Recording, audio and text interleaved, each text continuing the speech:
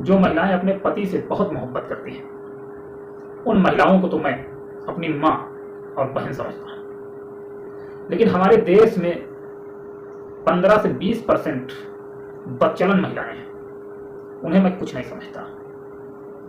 इसलिए नहीं समझता हूँ कि ना तो उन्हें अपने पति की चिंता है और ना तो अपने बच्चों की चिंता है कि आगे आने वाली पीढ़ी जब हमारे गंदे कारनामों के विषय में जानेगी तो वो क्या कहेगी। जिन्हें इस बात की चिंता नहीं है उन्हें मैं बदचलन ही कहता हूँ।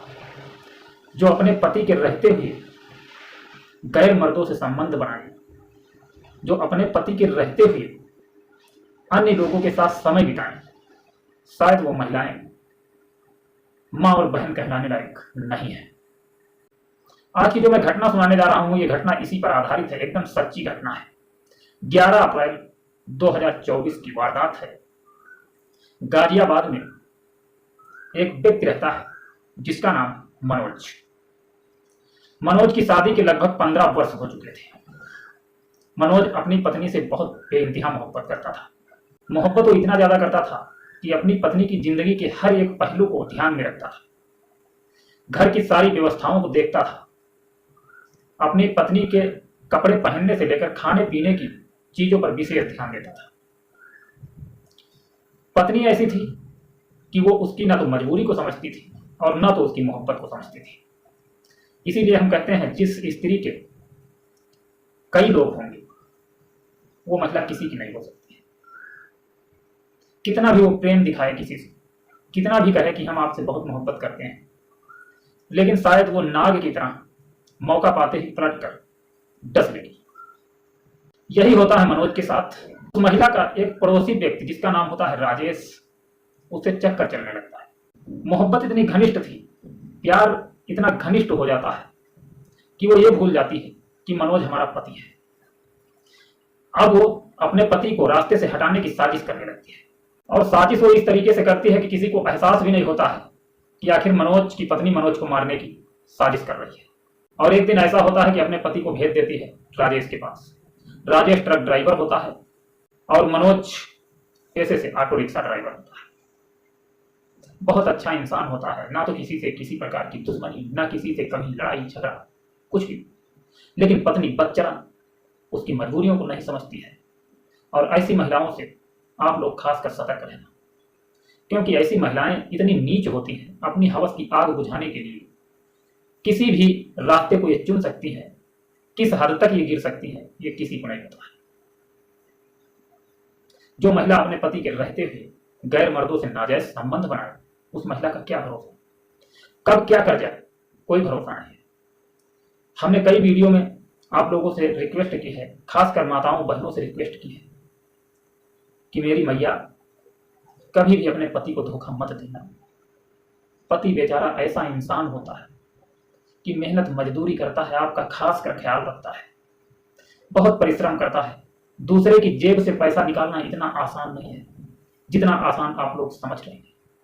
पति अगर सुबह घर से निकलता है और शाम को वापस आता है तो वो किसके लिए काम करता है? आप लोगों के लिए काम करता है, अपने बीवी बच्चों के लिए काम करता है, अपने परिवार को पालने के लिए काम करता है, अपने बच्चों को शिक्षा देने के लिए काम करता है। और कभी कभी उसी पति की ऐसी दुर्दशा महिलाएं कर देती हैं जो बताने में शर्म आती है। हमेशा हमने आप लोगों से रिक्वेस्ट की है, हाथ जोड़े कि मैया कभी ऐसा मत करना, बहनों ऐसा कभी मत करना। एक पति की मजबूरी को जरूर समझना। मजबूर पति आप लोगों के पास दिन भर काम करने के बाद शाम को आता है तो उसे ज्यादा अगर इज्जत आप नहीं देना चाहते हैं तो ज्यादा इज्जत मत दीजिए, लेकिन अच्छे से 2 शब्द बोल दीजिए और प्यार से खाना खिला दीजिए, इतना ही काफी है। पति को पति समझकर उसे गले लगाए। पति को दुश्मन समझकर उसे दूर भागेंगे तो भविष्य किसका बर्बाद होगा? आपका बर्बाद होगा, आपके बच्चों का बर्बाद होगा। बच्चे अनपढ़ रह जाएंगे, बेरोजगार रह जाएंगे।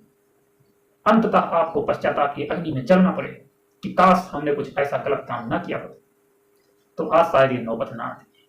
मेरी मैया, हमेशा अपने पति की सेवा करना। घर में अगर नमक रोटी है, नमक रोटी से काम चला लेना, लेकिन गलत रास्ते मत चुनना।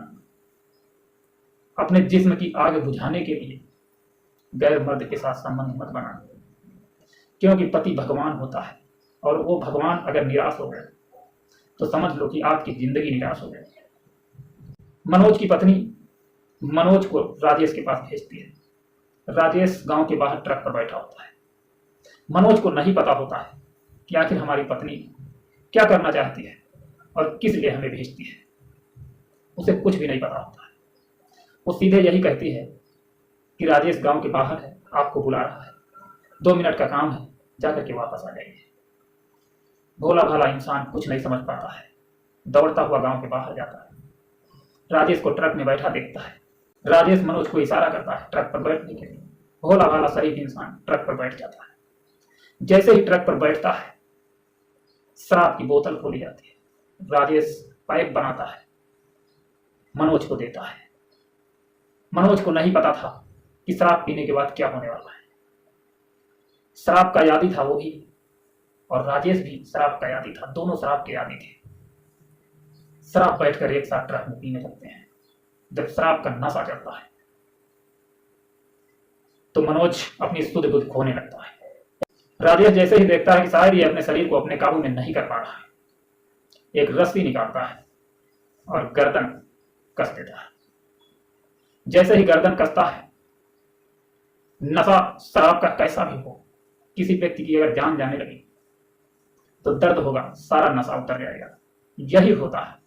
गिड़गिड़ाता है, हाथ जोड़ता है कि क्या कसूर है हमारा जो आप हमारी जान लेना चाहते हैं। आखिर क्या गलती की है हमने, क्या गुनाह किया है। तो राजेश कहता है कि ना तो कोई गलती आपने की है, ना तो कोई गुनाह किया है। बस गलती इतनी है कि तुम राधा के पति। अगर आप जिंदा रहेंगे तो राधा हमें मिलने वाली नहीं है। राधा हमें चाहिए तो चाहिए, राधा को पाने के लिए हम किसी भी हद तक गुजर सकते हैं। इतना कहता है, गर्दन कस देता है। हाथ भी जोड़ता है मनोज, लेकिन वो बेरहम इंसान नहीं मानता। बेचारे मनोज को मौत के घाट उतार देता है। मनोज जैसे ही मौत के घाट उतर जाता है, राजेश को जैसे ही पता चलता है, एहसास होता है कि शायद मनोज मर चुका है, मनोज अब जीवित नहीं है। ट्रक स्टार्ट करता है और गांव से निकल लेता है। ट्रक को लेकर के जाता है गौतम बुद्ध नगर के पास दादरी इलाके में। बॉडी को उसी दादरी इलाके में झाड़ियों में फेंक देता है। वापस चला आता है। 2-3 दिन गुजर जाते हैं। रंगरलिया राधा के साथ वो मनाता रहता है। गांव से राधा को छोड़कर वो जाता भी नहीं है। जिस टाइम मनोज की हत्या हुई उस समय मनोज का मोबाइल मनोज के पास था। मनोज का डीएल, आधार कार्ड और पैन कार्ड, ये सारी आईडी मनोज के पास उस टाइम थी। हत्या करने के बाद राजेश सबसे पहले उसकी आईडी निकालता है, मोबाइल निकालता है। मोबाइल निकाल करके अपने पास रख लेता है। सारे प्रूफ निकाल करके अपने पास रख लेता है और बॉडी को फेंक देता है। सारी आईडी और कागजात सब कुछ मनोज के घर में आ जाते हैं। 3-4 दिन गुजर जाते हैं जब पत्नी को ऐसा लगता है कि शायद अब भांडा फूट जाएगा और शायद लोग सोचने पर मजबूर हो जाएंगे कि आखिर मनोज गया तो कहाँ गया। आए दिन सुबह जाता था, शाम को वापस आ जाता था। आखिर 3-4 दिन हो गए, गया तो गया कहाँ। पत्नी को ऐसा एहसास होता है, ऐसा महसूस होता है कि लोग सोचने लगेंगे। खुद सज धज करके निकलती है, पुलिस स्टेशन पहुंचती है, गुमशुदगी का मुकदमा दर्ज करवाती है। उसने ये काम पहले ही कर दिया ताकि किसी को शक न हो हमारे ऊपर। पुलिस जांच पड़ताल करना स्टार्ट करती है। मनोज के मोबाइल का लोकेशन निकालती है। मनोज के मोबाइल का लोकेशन उसके घर पर दिखा रहा था। सबसे पहले पत्नी से मोबाइल मांगा जाता है। राधा मोबाइल देती है। मोबाइल के अंदर जो भी शब्द उस टाइम मनोज ने कहे थे वो सारी रिकॉर्डिंग क्लिप उस मोबाइल में तैयार रखी हुई थी। सीसीटीवी कैमरे खंगाले जाते हैं। सीसीटीवी फुटेज में स्पष्ट दिखता है कि ट्रक के अंदर राजेश ने गला कसकर मनोज की हत्या कर दी है। ऐसा स्पष्ट तौर पर सीसीटीवी कैमरे में दिखाया जाता है। पुलिस को ज्यादा मशक्कत करने की आवश्यकता ही नहीं थी, कातिल सामने था। सबसे पहले राजेश को पकड़ा जाता है, उसके बाद उसकी पत्नी को पकड़ा जाता है, क्योंकि रिकॉर्डिंग क्लिप जो थी उसमें राजेश मनोज से कह रहा था कि जब तक इस दुनिया से आपको हम नहीं हटाएंगे तब तक राधा मिलने वाली नहीं, और राधा के लिए हम किसी भी हद तक गुजर सकते हैं।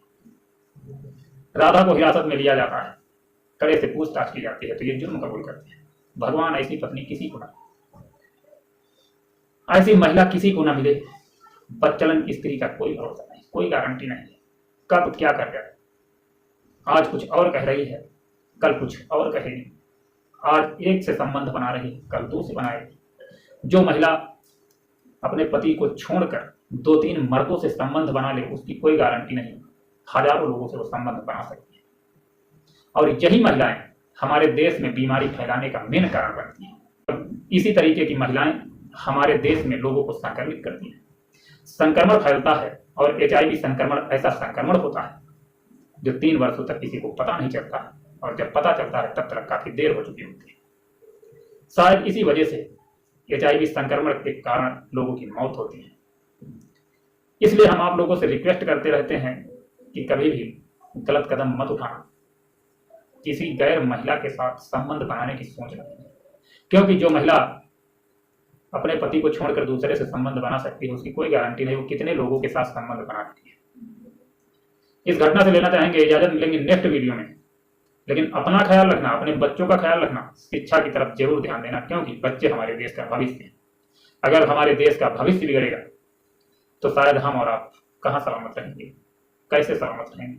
जब हमारे बच्चों के अंदर संस्कार नहीं होंगे, जब हमारे बच्चों के पास शिक्षा नहीं होगी, तो सबसे बड़ी कठिन समस्या यही है कि बिना शिक्षा हम लोग आगे नहीं बढ़ सकते। इसलिए एक रोटी कम खाओ, अपने बच्चों को जरूर शिक्षा दो। एक रोटी हम कम खा करके बस इतना ही होगा कि अपनी जिंदगी हम थोड़ा दिक्कत के साथ जिएंगे, थोड़ा मशक्कत के साथ जिएंगे, अच्छा खाने की नहीं सोचेंगे। लेकिन एक टाइम हमारे पास ऐसा आएगा जब हमारे बच्चे शिक्षित होंगे, तो जो चीजें खाने की हमने अपने जीवन में सोची हैं शायद उससे बेहतर खा पाएंगे। तो चलते हैं, मिलेंगे नेक्स्ट वीडियो में। जय हिंद, जय भारत।